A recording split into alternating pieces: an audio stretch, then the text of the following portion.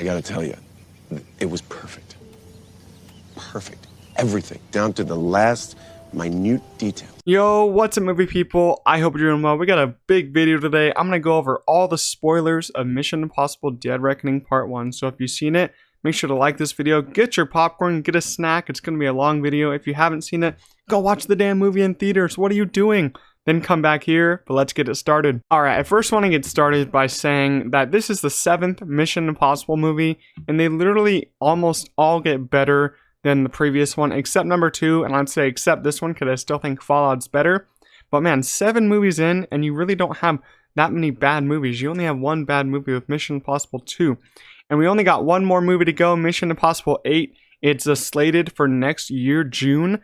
But I don't think it's going to make that date anymore because the strikes that are going on. You can see my video. I talked about the strikes. I'm not going to talk about it too much here. I don't think they're going to get the filming done. They might have to delay that one. I think that they should delay Mission Impossible 8 to Christmas next year because that could make a lot of money during Christmas. So I think that should be the optimal release date for that film. But you can go see Mission Impossible 7 exclusively in theaters for like 90 days because Tom Cruise, I love him. He leaves these in theaters for a long time. And overall, I want to say that I really did love this film. It really just works on so many different levels for me. I've seen it 4 times now, and I like it even more every time. Sure, there are some little flaws and nitpicks there. Not every movie is perfect. You know, you gotta have nitpicks in every single movie.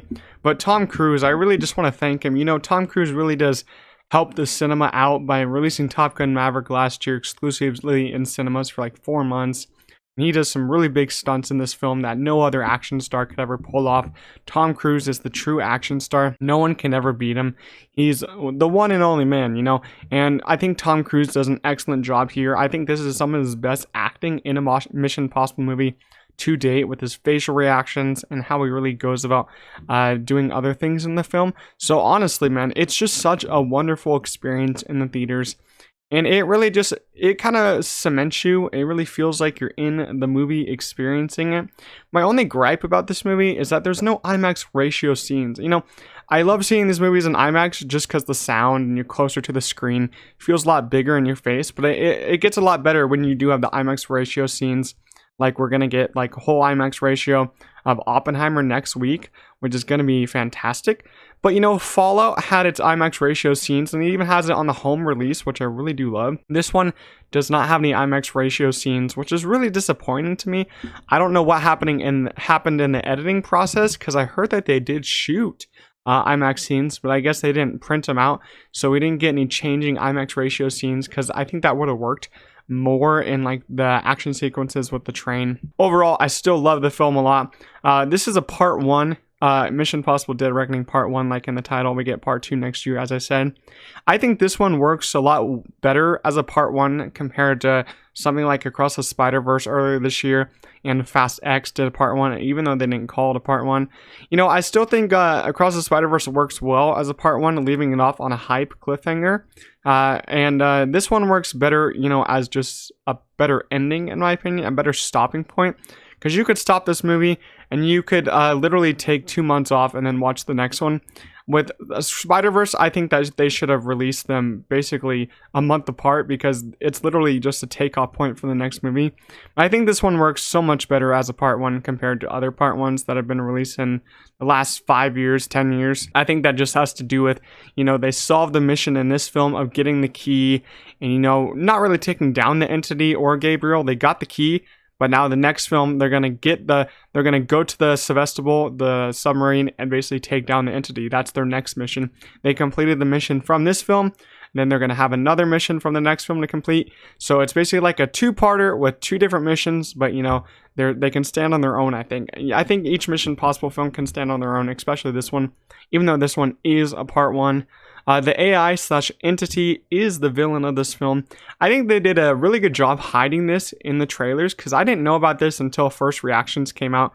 I guess someone did spoil it for me, but I didn't really care because it's just the villain. But you know, when the trailers were coming out, we thought it was just Gabriel and Pom as the villains. But you know, the entity and AI are the real villain. You get the opening scene with the submarine, and the entity kind of takes over the submarine, kills everyone in it, and sinks itself so no one can get to it. And it's kind of developing, like we say in the movie, it's developing, getting powerful, getting more powerful, and everyone basically wants to use this entity for their own good, and Ethan Hunt is the only one who wants to stop it, destroy it. And I really do like that kind of conversation, and it's really timely, you know. AI has kind of taken over our entertainment space in the past year. It's kind of taken over what the strike is going on with.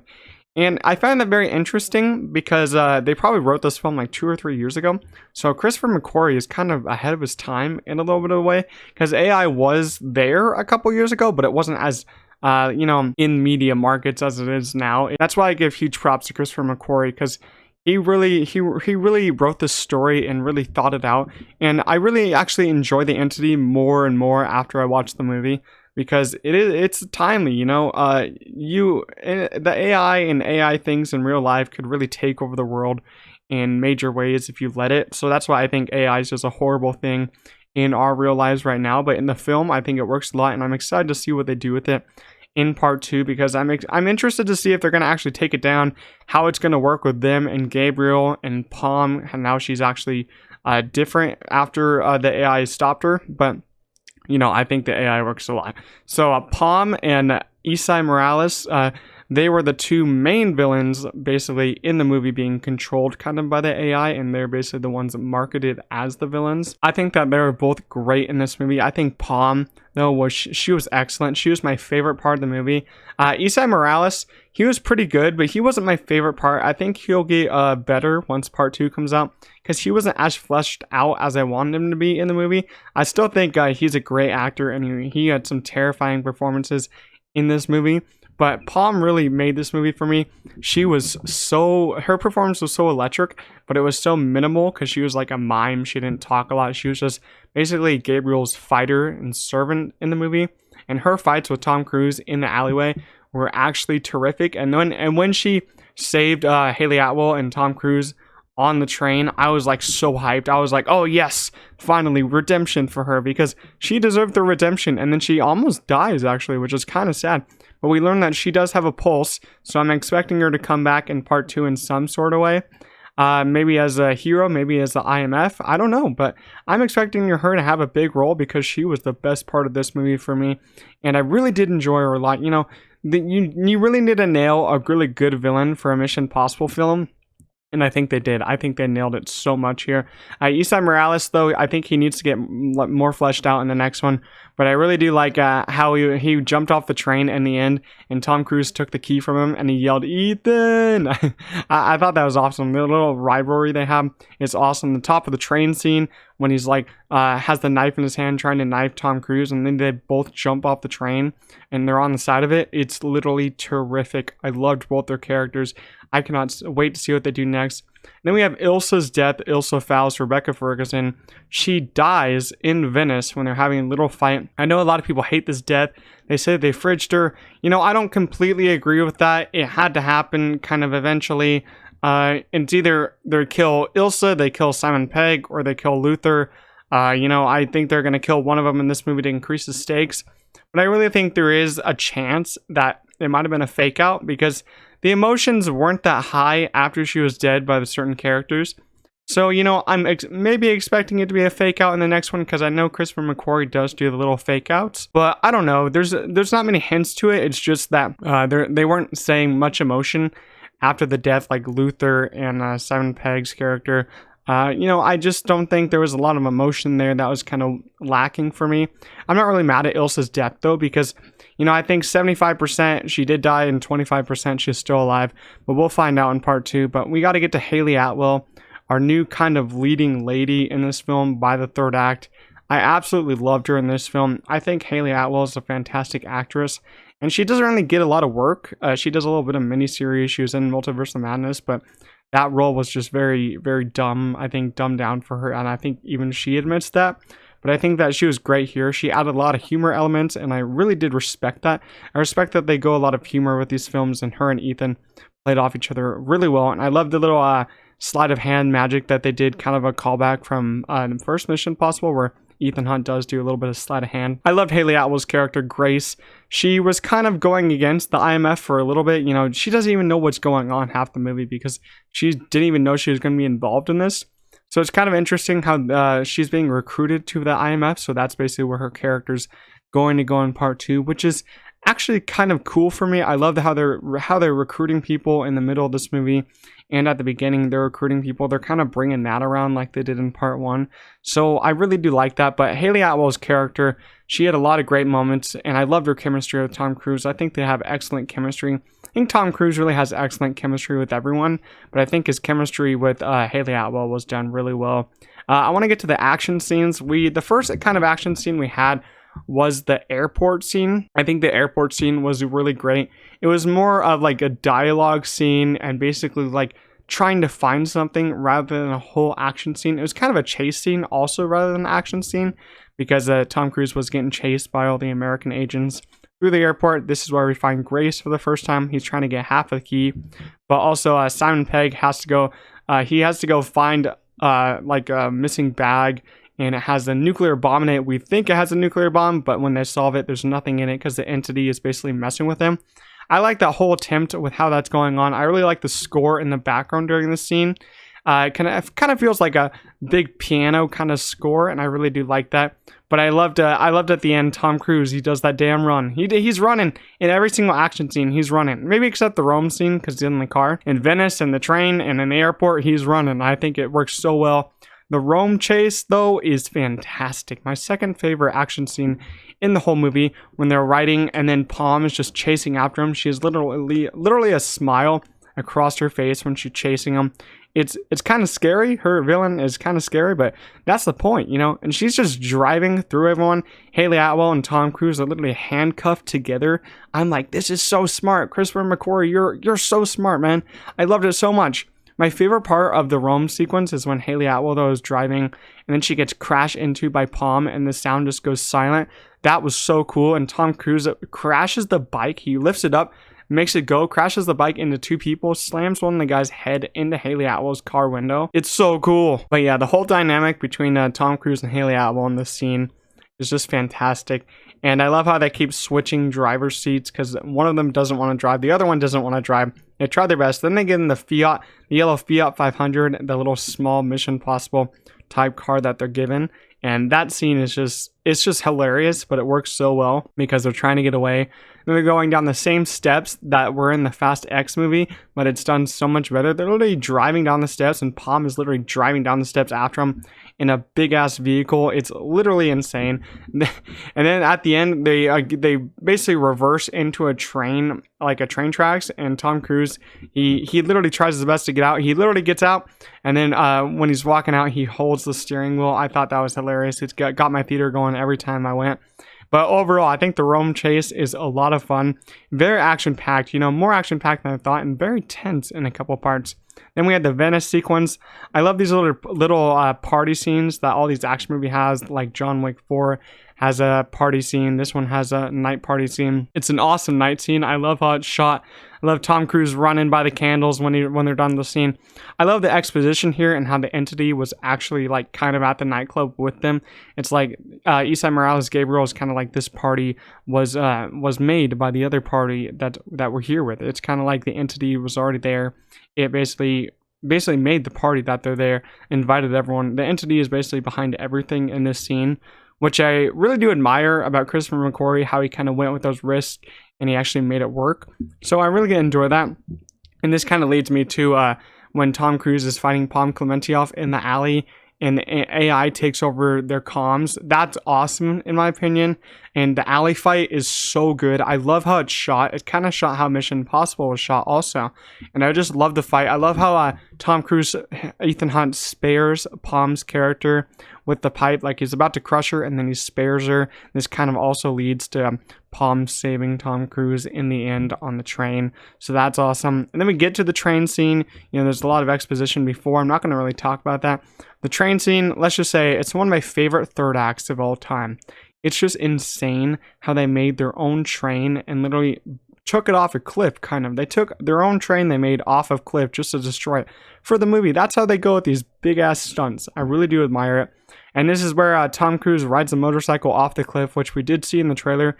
Kind of sad we saw it in the trailer, but they got to get people in the seats somehow. They got to get people to buy the tickets.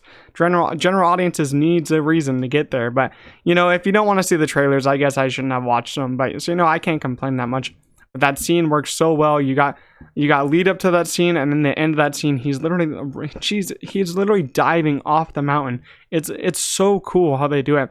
And then he lands into the train. He doesn't land on the train. He crashes through a window, almost through the other window. I was like, holy hell, man. You got to have like 5 concussions right now. That's got to hurt. He's literally hardly getting up. It's so funny how it works. And Hayley Atwell is Vanessa Kirby in this scene. She has the mask on and everything. She has the different eyes, so you can know which one is which. And I loved Vanessa Kirby's acting in this one. She acted so much like Grace's character. So Vanessa Kirby had some like simplistic acting in the beginning scenes, but I love how they took her and used her as Grace in this film, because it really did work a lot. And I really do admire Vanessa Kirby for going after like different emotions and actually playing up the mask scene and playing up the character. Awesome. I love Kittredge coming back on the train, and he was like, I'm not even here.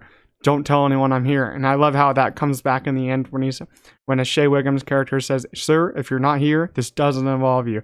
I love it so much. But then we get to where Tom crashes through, and he's like, Grace, are you okay? And like, I love that little moment. It's a little bit of a heartfelt moment. I love that between the two characters.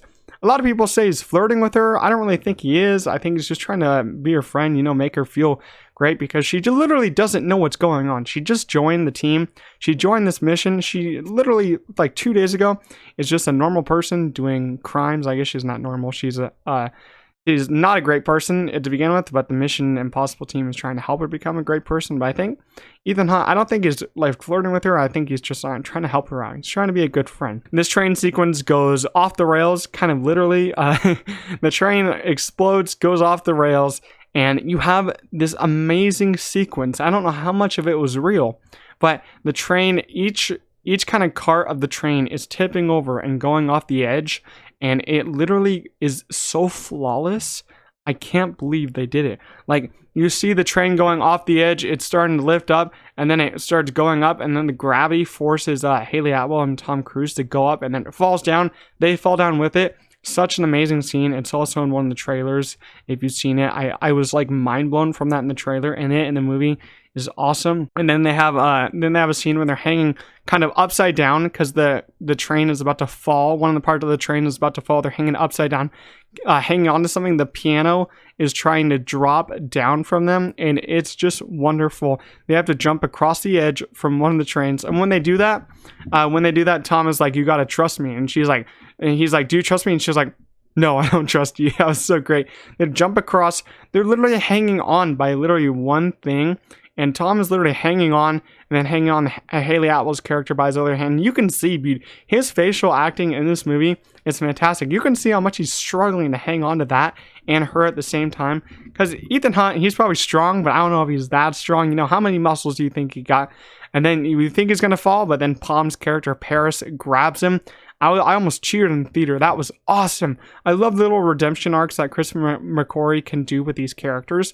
I think it works so well. But yeah, this train sequence, it's so practical. Even when they're on top of the train, everything they do is practical. If you watch the behind the scenes photos, it's fantastic how they get away with what they do. But Tom Cruise, that's why I commend him. He does everything for real usually. There's some things that you can't do for real, but he tries to go 99% for real in this movie.